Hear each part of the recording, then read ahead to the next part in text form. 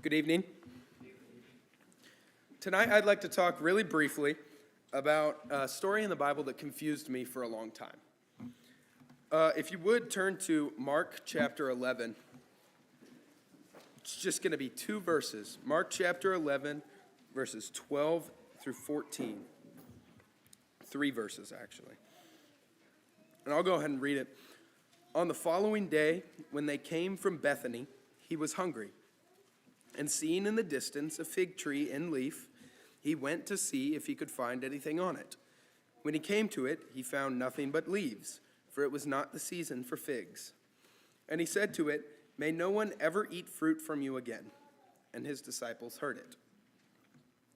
Now, on the surface, just at a glance, the story seems pretty strange. Like, if we're going to describe it in just very basic words, Jesus wants a snack. He sees a tree that's supposed to have snacks. It doesn't, so he gets mad and curses the tree.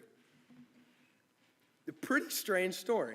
And to make matters worse, it's in a strange place, too, in the Bible story, because this is right in the middle of Jesus heading to Jerusalem to prepare himself for his crucifixion. So a very serious thing, and we have this story out of nowhere that seems like it's completely out of place, which is why I was confused for a long time on what it was trying to get across. Now, this is the Bible, so a lot of times there's an answer right in front of your face about what it might be about. So if you go down to verse 20 through 25, it says, "As they passed by in the morning," this is the next day, "they saw the fig tree withered away to its roots. And Peter remembered and said to him, 'Rabbi, look, the fig tree that you cursed has withered.' And Jesus answered him, 'Have faith in God.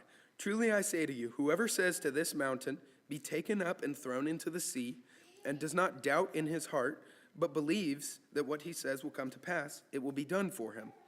Therefore I tell you, whatever you ask in prayer, believe that you have received it, and it will be yours. And whenever you stand praying, forgive, if you have anything against anyone, so that your Father also, who is in heaven, may forgive your trespasses." So we have a pretty clear answer on what Jesus is trying to get across, or rather, the main point that Jesus is trying to get across with this, which is that through faith, anything is possible. And this is a great lesson. It's a great lesson that his apostles really needed to learn.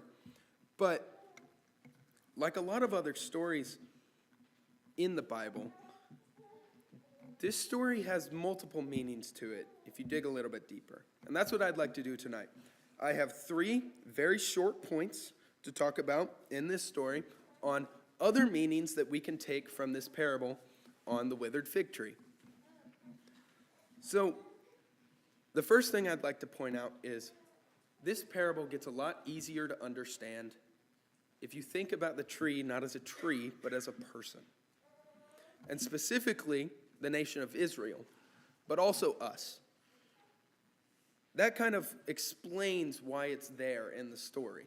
We're talking about Jesus is traveling to Jerusalem, which should have been the main hub for God's people.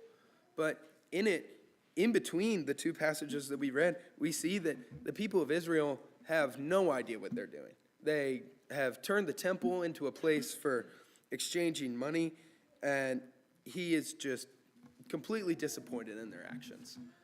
So this kind of explains why it's here.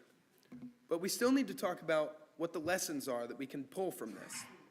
So number one, sometimes we might look good from a distance, but we aren't producing fruit.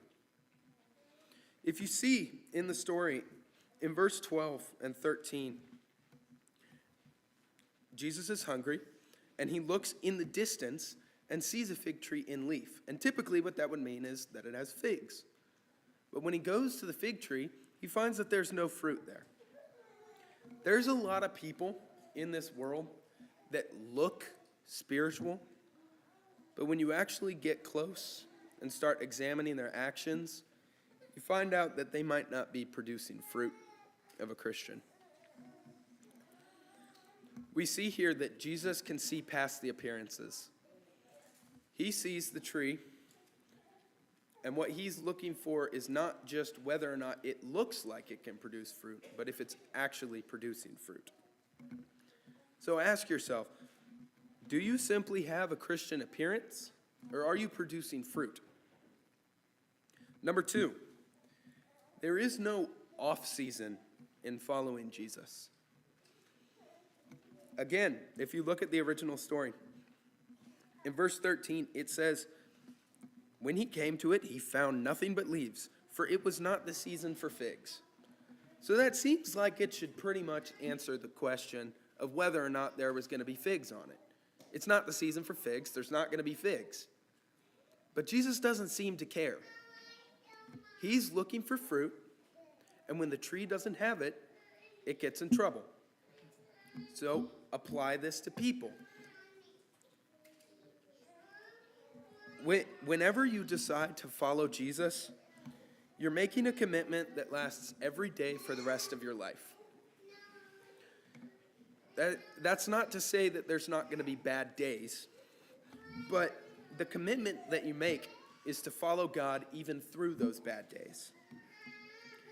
Ask yourself, are you waiting for a better season to follow God because it might be inconvenient or difficult?